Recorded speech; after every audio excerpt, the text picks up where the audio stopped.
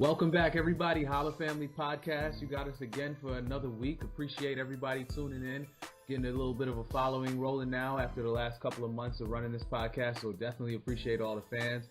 First, before we get started, want to give a big shout out to our two sponsors, Zombie Life and also Zilla and Stush. So two clothing companies right there. So check out zombielifestyle.com, ZOMBIELYFESTYLE.com. And then also we have Zilla and Stush. That's Zilla with a X, not with a Z. Check them out. Definitely, everybody's getting ready to buy those new winter clothes, getting yourself warm for the winter time. Get yourself a beanie, hoodie, something like that. So definitely check out both of those two sponsors, Zilla and Stush and Zombie. I appreciate that. All right, so let's get it back rolling. You got myself, Finesse. I'm back for another week. Also, you have my homie, Feast for Thought. How you living over there? Living good. Hope everyone had a good Thanksgiving. Ate a lot of food. Now it's back to work. Let's get it. Word, definitely. Shameless Logic, how you doing, yo? Yo, what's going on, everybody? We're back, man. Let's get talking about this BS right now. Yeah. Big topic that we got tuned for this week. Something real serious. This week we're gonna talk about something that's been in the news really a lot lately, and also for just basically this whole year. It feels like police misconduct, particularly. How to handle the police and how to handle yourself around the police to prevent, any of this crazy nonsense from even, coming your way. Some stuff, we understand is definitely out of your control, but we want to make sure that we're giving y'all the best and most up-to-date information on what you can do to, avoid some of the trouble that, has been coming out of a lot of police misconduct lately. There was Eric Gardner in New York City who was being choked by the police until he actually had an asthma attack and died there on the spot, and they didn't even give him proper medical attention. There's the whole issue with Michael Brown that really blew up in the last couple of weeks. Actually last week with the jury saying that there was no probable cause and no reason to move forward with that. We all felt some type of way about that, and I don't think there's no need to go through all the details about that. I'm sure everybody's familiar with that. So one thing I'm just going to say just to start us off is that, police misconduct, police taking things too far, breaking the law. It's no secret for anybody and just who lives in a lower income community, lower income environment, and where a lot of cops tend to be a little more cowboyish than you see in a more high class, upper middle class neighborhood. And ironically, that's the place where we need cops. That's the place where we need police officers to be on their A game, on their P's and Q's, because those are areas where there's a little bit more crime. People are out doing a little more. There's more crime, there's more problems. So we need the police there more than ever. But it turns out a lot of times in those communities, we just don't feel like it's really safe to be talking to police officers about anything. We don't feel like they're here to help. And it's something that we all need to discuss. So. There has been a trend of a lot of police officers in the last, I want to say, since I've been born, that don't go to jail and don't actually get prosecuted for things that happen on the job. And they aren't really taken to court. They don't really ever go to jail. And a lot of people understanding why does it feel like they're above the law? And when a civilian is committing a crime, it's more so, prove your innocence. Even though it's innocent until proven guilty, but still, and then a police officer is pretty much above the law. So, before I'm going to read an excerpt from an interview, but before I get into this, I just wanted to get everybody's opinions on, just starting off, why you guys feel like police officers really don't get reprimanded for anything as far as, breaking the law or maybe even like taking the life of a civilian. How you guys feel about it, man? Feast, Joe, I'll let you talk on it first. Yeah, it's definitely a big problem. The whole, abusing your authority complex that happens with law enforcement, and the fact that, law enforcement is investigating themselves, and the whole boys club mentality where, they stick for their own and they just protect their own, and at any cost, however they deal with it internally, but to the public, it's like nothing's being done, and it's just a huge disconnect between civilians and law enforcement. That you abuse your power, like it's not about power; it's about upholding the law and helping your community get better. So. Mm-hmm. Okay, yeah, definitely, yo. I agree with what you're saying, Feast. That makes a lot of sense. Yo, Shameless, do you have anything else that you got to add on that topic? Yeah, it's pretty much similar to what Steve was saying. Pretty much, pretty much boys club type of mentality where you get initiated into a certain group. If you've ever been a part of like a club or a circle of friends or anything like that, you should know, you're part of a fraternity, so you should know that once you're initiated into something like that, kind of like a brotherhood, kind of like a band of brothers type of feeling, everybody's gonna look out for each other. Whether you've done something really good or really bad, they wish you didn't do the bad thing, but they also have to look out for you because you guys are really close. So other than that, it's not good for the civilian society, but at the same time, you gotta understand that they're humans too. But they should take responsibility for what they've done as well. And I feel like the law is behind them. That's why they get away with so much stuff, because they enforce the law. So they take them out. Then who's gonna be left to take on the responsibility to enforce the law upon the people? It's not the civilians, because they're not trained to do that. But yet some of these cops are untrained or not fully trained well enough to do their job properly. But other than that, they're just taking advantage of the underprivileged, and that's not cool. You made a lot of good points there about police and just feeling like they're above the law, and there's been a lot of talk about that. And I'm going to read a few excerpts from an article that I found online from Vox.com. It was posted about a day before Thanksgiving with the whole Ferguson case and everything. And there's a civil rights lawyer, David Rudowski, who wrote a book about prosecuting misconduct in law and litigation.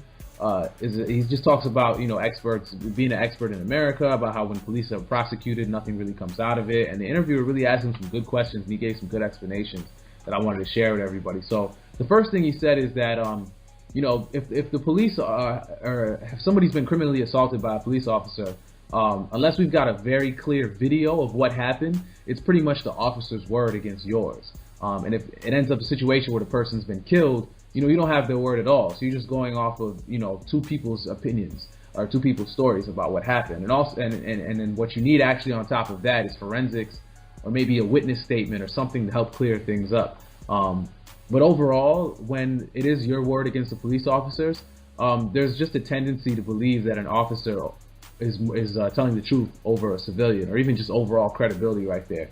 And what he says is and when an officer is on trial, a reasonable doubt has a lot of the bite. A prosecutor needs a very strong case before a jury will say that somebody who we generally trust to protect us has so seriously crossed the line as to be subject to a conviction. So the odds of it happening are very slim, just because people look at police officers as somebody who we've given a little more free reign to. We give them the authority to use lethal force, to grab, to rough people up, arrest them, do whatever we do to protect us, that it's so hard for people to say that, oh, well, we should convict the cop, which is something I heavily disagree with. And then he moves on in the article to talk about it's central to the whole issue that their position is that if you prosecute officers in a case like this, the next time the officer is going to hold back and he's going to get killed. And in some localities, for sure, in certain areas, police and police unions are often very strong politically.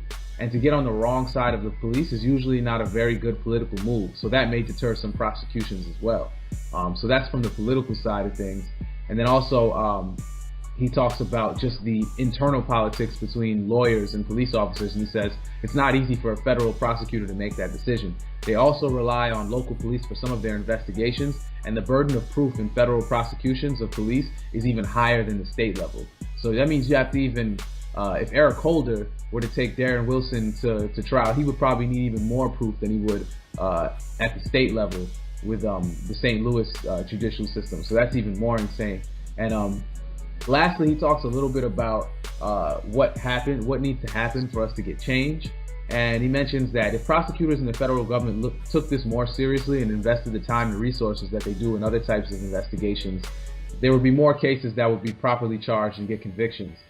There are convictions sometimes in these cases, so it's not impossible, but it's about our political will. It's a matter of consciousness and political will consciousness and political will, and taking police misconduct as seriously as we take other crimes.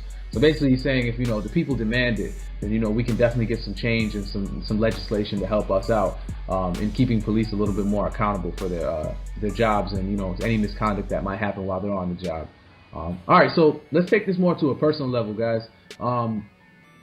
We've all been in encounters with police officers. I'm going to start off and mention just a brief story about some things that I saw that were really inappropriate and unnecessary. We've all, had police officers say things to kind of rile you up to try to get you to react. Of course. Always trying to get you to react so they can get a reason to, maybe let some stress out. I know one time I got jumped at, I think I talked about this on a previous podcast. I got jumped at like the state fair in high school, fighting over some girls that we didn't even know. And, I got hit in the head with some brass knuckles. I was knocked out. So mind you, I'm the victim here. I'm on the ground, like KO'd, bleeding. My tooth was missing because I didn't even break my fall with anything but my face. And so what they do is they put me in an ambulance, right? And as soon as I wake up in the ambulance, they cuff me and, start questioning me, all this other stuff. Mind you, I wasn't under arrest, but at that age, I don't know what's going on. And I feel like that was taking advantage of a kid who's in the back of an ambulance and you're handcuffing somebody who's in an ambulance like I'm some type of threat. I'm just like 15, 16 years old. You know what I mean? Like, it's unnecessary. And then, you get provoked and you're put into an emotional situation where you might react, and then they can use some type of, force to subdue you or, hold you down or whatever. So that's my little story about police. But, Seamus, you got anything on your end that, if you can think of, like, sometime where you feel like the police, really took things overboard and, went past their jurisdiction? Yeah, I kind of had a similar situation, not as serious as yours, but a couple of years ago with my ex-girlfriend. She came out to my vicinity and she came to see me, and we were chilling in her car outside in the complex. And mind you, it's about like 11, maybe 12 o'clock at night, and a cop just rolls by for no apparent reason. So he pulls up to the car. He thinks we're quote unquote having sex. So because the windows are up, and he knocks on my girlfriend's window. She pulls it down. She's like, "Hi, may I help you, officer?" And then he proceeds to he looks inside. He sees me laid up, and he's like, "Are you alright, ma'am?" And she tells him, she's like, "Yeah, I'm fine." And I didn't hear what he said, so he said something to her after, and I'm like, "What happened, babe?" And she was like, "No, he said," and then before she even said anything, he goes up, "Is there a problem?" And I look at him and I'm like, "What are you talking about?" I'm asking my girlfriend a question. She was like, "Oh, are you gonna make this a problem?" I was like, "I just asked my girlfriend a question. What is your problem?" And then before things escalated, knowing me, I have a very smart mouth. I'm smart aleck. So my girlfriend ceases it right there. She's like, "Oh, everything is fine. He was just asking a question. He wanted to know what you said, and everything is good. We're fine." And then he pulls his BS. He's like, "Oh, nobody is supposed to be around here, parked up in a car after 12 o'clock. Meanwhile, I've lived here for at least more than 15 years. How is this guy telling me what we can or can't do in my complex?" So, all in all, she was like, "No, everything is fine. This is my boyfriend. Everything is good." And he was like, "Oh, okay." So, pretty much what happened there, he was probably new to the force. He was looking for a reason to, to have his little glory story where he was in the hood or whatever, and he picked up some guy who wanted to, run his mouth. So luckily for my girlfriend, she stopped me before I said anything smart, because I was trying to be respectful, but at the same time, I didn't want to be disrespected, because, I'm a human being. Like, you need to come to me as civilized as possible so I can respect you as well. So that's pretty much what happened with me. Yeah, he tried to provoke you right there. Yeah, pretty much. Yeah, that's wild. Yeah, for sure. Yeah, he wanted to flex on you real quick. Oh, he tried to. Mm-hmm. Peace, what about you, yo? I mean, yeah, I didn't have any encounters to the level you had, a finesse, but I mean, I've had a couple instances where, like, walking from the store back to my friend's house at night, not too late, it's the middle of winter, and we're walking down like a main street, and then had a police officer ride by us, see us, U-turn, come back, starts asking us where we're coming from, and where we coming from, all this stuff, and then gives me the whole classic textbook line, "Yeah, there's been some burglaries or whatever around the neighborhood." So we're just like, so we're just sitting there just like shaking our heads and stuff. Like I think we were like 17 years old or whatever. And so, the whole profiling angle and all that stuff happened, but they felt stupid and they got back in the car or whatever. But yeah, it was just funny because like we're not bothering anybody. We're just walking back from the store to my friend's house, and he had to go all extra and U-turn and try to start questioning us about stupid stuff. So. Or there's been a string of robberies. You fit the description. And yeah, that's my whole thing. Like and that's actually happened too. Like my same friend, we're just sitting outside his house, and a cop rolled by, comes back, and still in his car is just like, yeah, do you guys live here? Asking if we live there or whatever, and then he says all string of robberies. My thing is, if we are robbing houses, why would I be sitting outside one?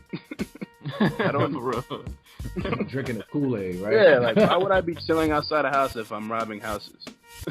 Yeah. I had a friend call me the next morning after he got let out of jail for jaywalking. After he went to the store at like 1 a.m. in the morning, and a cop grabbed him and was like, "Oh, what are you doing? There's been a same robberies line or whatever." And he was like, I was going to the store, and they got into it. He got a real like hot temper, and he got put in jail for the night. And then the judge laughed at him when he walked in front of the judge for arraignment with a jaywalking ticket, and the judge just threw it out and just told him to go home. But that's crazy.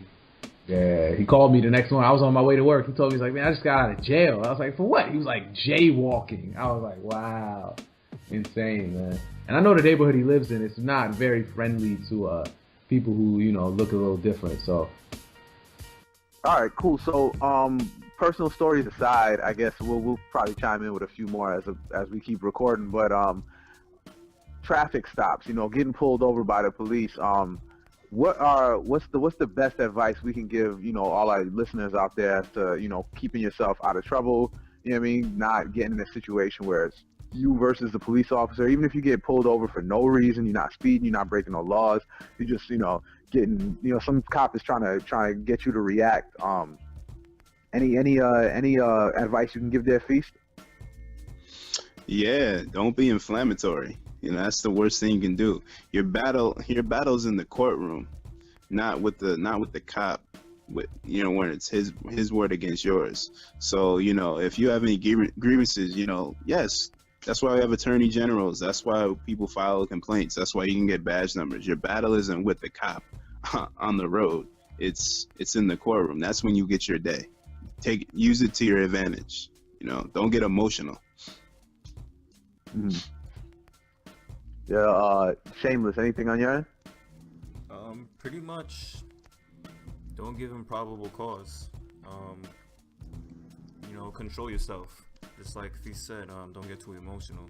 If you're walking down the street, you see a cop, don't start panicking. Then you'll give a reason to come over and be like, "Are you alright?" Or she will be like, "Oh, are you alright?" So just act normal. Be a normal human being. And if they come up to you, start asking them questions like, "Why are you stopping me?" You have the right to do that. They can't tell you not to ask them questions. So yeah, they're allowed to answer you. So that's pretty much it. It makes a lot of sense to chill out when the police are in your vicinity, in your car. You definitely don't want to spaz out on anybody. You want to stay calm because the bad cops are going to go out there and they're going to try to provoke you into doing something that you really just don't want to do, or put you in a situation where they just want you to react. Give them a reason. So I'm on this website, where there's a few good tips about when you get pulled over, some of the rights that you have and that you can pay attention to and take heed to. Number one is just you don't have to talk. You don't have to answer any questions. You don't have to say nothing. If you choose to just not talk, then that's your right. If you just tell a cop, you're just gonna remain silent and you can keep your mouth shut. If you just don't want to deal with the BS that they're trying to get you to take part in. Another one is to just know the rules. If a cop asks you, can he search your vehicle? That's because they need your permission, they need your consent. So you can just deny it and say, no, I don't consent to a search right now. Jay-Z kind of did it in that 99 Problem song. He was like, I know the law, and unless there's a warrant, you're not gonna search my car. So a lot of cops will ask that, but there's really don't say yes ever to that is what it's pretty much saying here. And then also, just be careful. Again, what you say, anything you say can and will be used against you, and they will hold that to you. You know what I mean? Exactly. Mm-hmm. The more you talk, the more you make it hard for yourself. Mm-hmm. Much. The more you fuel the fire, man. Don't give them fire for you to burn you. Definitely. All right, so the next situation, stop and frisk. You guys talked about that a little earlier with Feast. What his story was saying. That a lot of, me speaking from somebody who lives in New York City, a lot of us, have to deal with stop and frisk when depending on, what parts of the city you're in, what neighborhood. Police, will, if you're not familiar with it, they'll just hop out the car. And, a lot of times they're in unmarked vehicles or wearing street clothes. And everybody get on the wall, and they start searching. A lot of times it's the same thing. I don't consent to this search. If you say that, then, that's legal there. That's binding. You know what I'm saying? So, you definitely can say that. You definitely can ask them, am I being detained or am I being arrested? And if you're not being arrested, you're supposed to be, by law, you're supposed to be free to go. So, that's one thing. Anything else I'm forgetting here, guys? Maybe stop and frisk, anything like that? Things you might not want to do? Pretty much be aware of the factors that would invoke police officers to ever come near you. So, for instance, we're not gonna be stupid about this. Race has a factor in it. Your sex has a factor in it. Your age also has a factor in it. So, pretty much anybody who's darker skin, anybody who's around 16 maybe to 25 years old, if you're a male, you're most likely going to get pulled over more times than the opposite. So you got to be aware of stuff like that. Be aware that some things that can be against you and some things that can come to your advantage.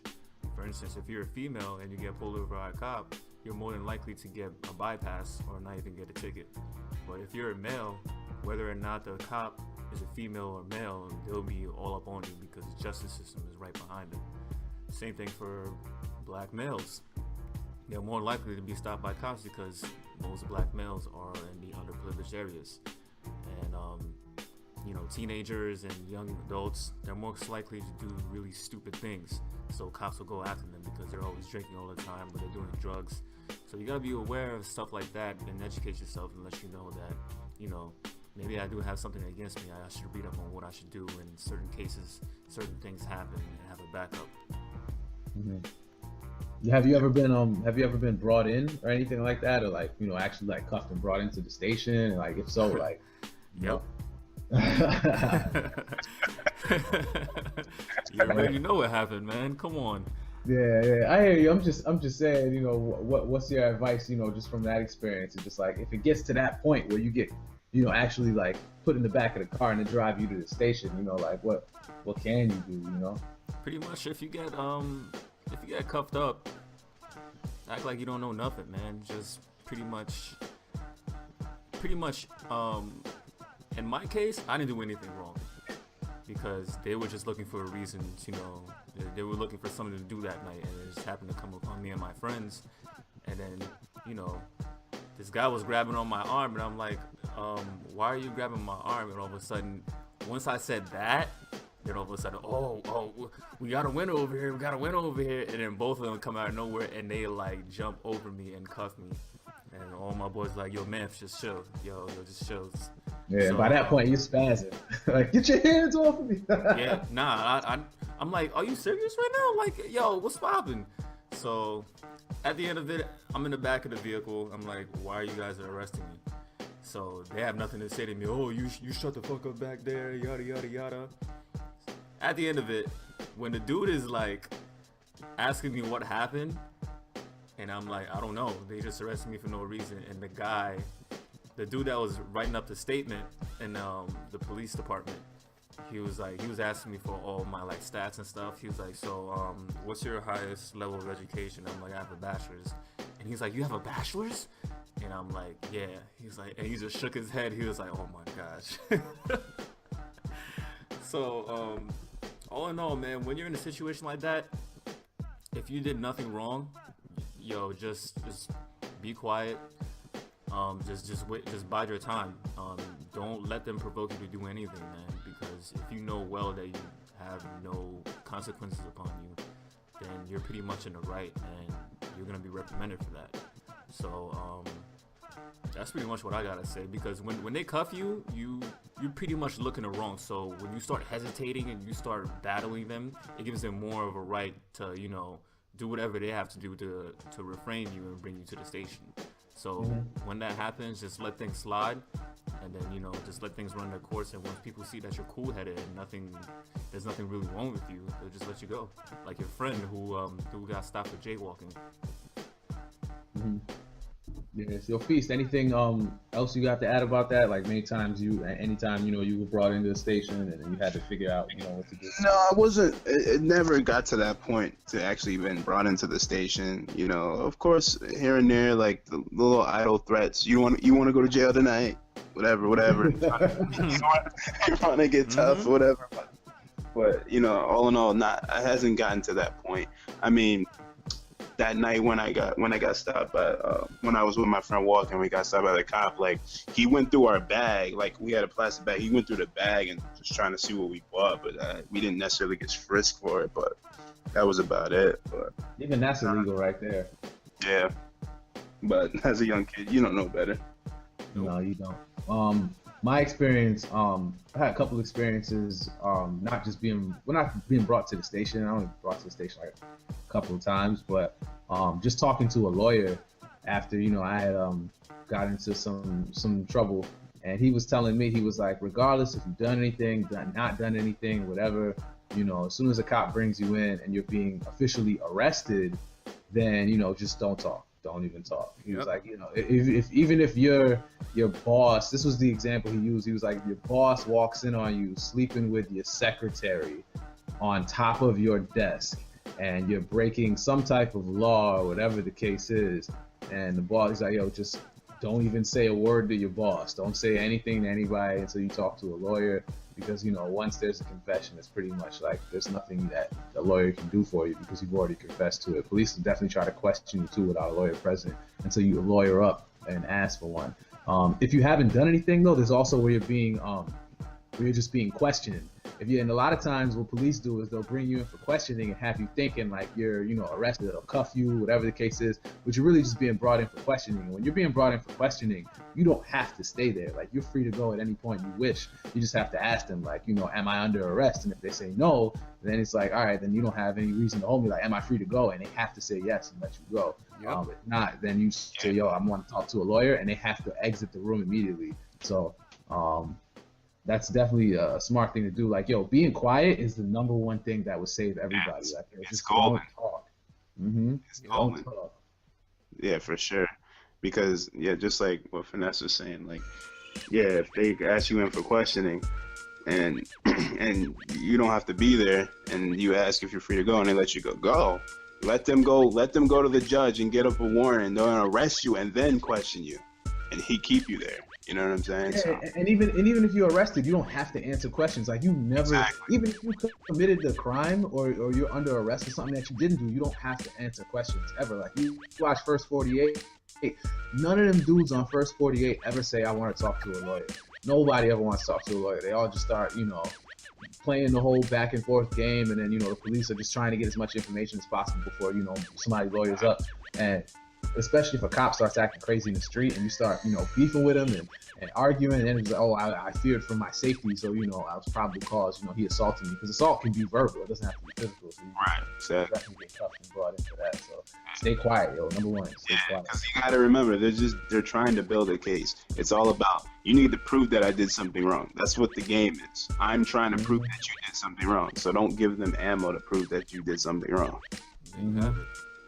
Yeah, in the situation of Ferguson, Mike Brown, I know he definitely he snatched up a cigar, or like a Dutch or like a cigarillo or something from the store before, and then the police stopped him as he was walking home. All he had to do, honestly, if he didn't, if granted he did take it, but they didn't have cause to search him or nothing like that, so he could have just kept it moving. Exactly. Like, man, y'all can't hold me, like, you know what I mean? I proved to me that I stole something, Exactly. At that point, the officer had to just keep on driving. Yeah, and the thing about it is, too, is once he leaves the store, there's nothing they can do. You know what I'm saying? The store, there's nothing.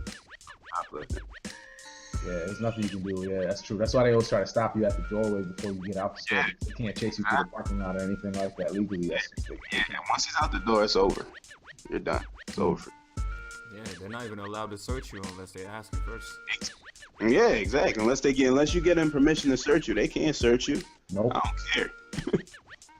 Yeah, so no, I think knowing the law is definitely something that a lot of people should take time to learn it.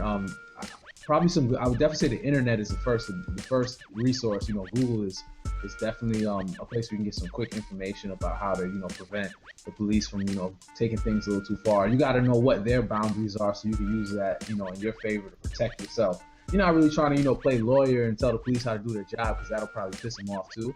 But at the same time, you got to protect yourself. I don't know. I'm sure we all have friends that are police officers too that can give some good information. I'm sorry we couldn't get one on the podcast, but maybe if we do a follow up, that'd be a good idea.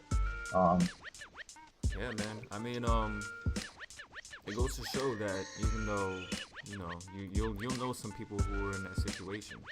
I have a few people who are in law enforcement or who are in the army or in the military, so I know that in the back of my mind, with that, it helps to think that not every one of them are out to get you. Mm-hmm. But at the same time, you can see that they're human being, and that sometimes some things are not in their hands either, and they have to take excessive force.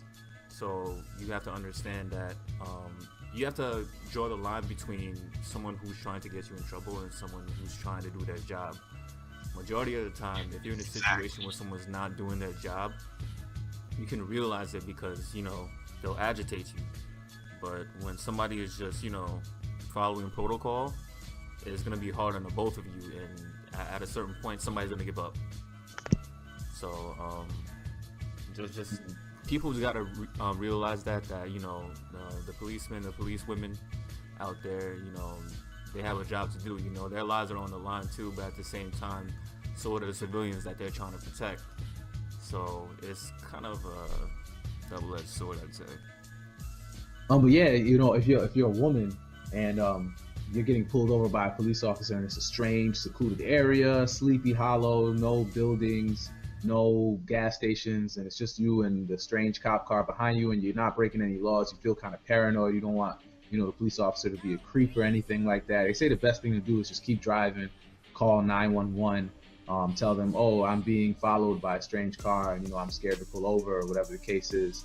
And when you do pull over, there'll be 2 police cars there, and it's probably another police officer that doesn't know that cop, so you feel a little bit more safe with other eyes around. So that's a good tip for women being pulled over. Maybe if you're on a road trip, traveling, long distances, and you're just in a very secluded rural area and you don't know where you are, and you're just kind of nervous, and you don't want to get yourself in any trouble. So there's some good advice that might help the ladies out too. I definitely think that's a good thing, especially with the fact that women are more emotional. So it's like being in control of your emotions at that point is really critical, because you never know what they might do, or any other people who are tapped into their feelings, man. They'll spur out, they'll do anything in order to protect themselves, and that's might not make the best decision sometimes. Yeah, exactly. Mm-hmm. All right. Well, do we have anything else to add? I guess some, encounters with police, things might have went well, or maybe something that, you guys might want to add in the descriptions or the comments there. Feel free to add that. Anybody else want to share some advice, wrongfully accused, anything that falls in this ballpark? Yeah, definitely. Let us know, man, because we're all in the same area. We all live in America, so let us know your stories. Let us know what cops have done wrong, have they done right, what they're like in your community, what they're like with your friends and your family and elsewhere. So, just be involved. Let us know what you guys think, and get others involved as well. Mm-hmm. Definitely, let your voice be heard, man. I'm sure we'll have probably some more news about some of these cases, and maybe some good news. Yeah, it's coming up soon. Yeah, cool. All right, y'all. Appreciate everybody tuning in. I'll probably say stay tuned, because there's been a lot of protests, a lot of things going on. Hopefully, we'll be able to talk more about this if maybe some new laws come into effect. We can talk about maybe the possible implications and changes from that. So, definitely leave some comments. Shout out to our sponsors, Zombie Life and also Zilla and Stush, and y'all check out both of their websites, and we'll be back at you next week with another topic. All right, peace, y'all. All right, peace out. Let's go.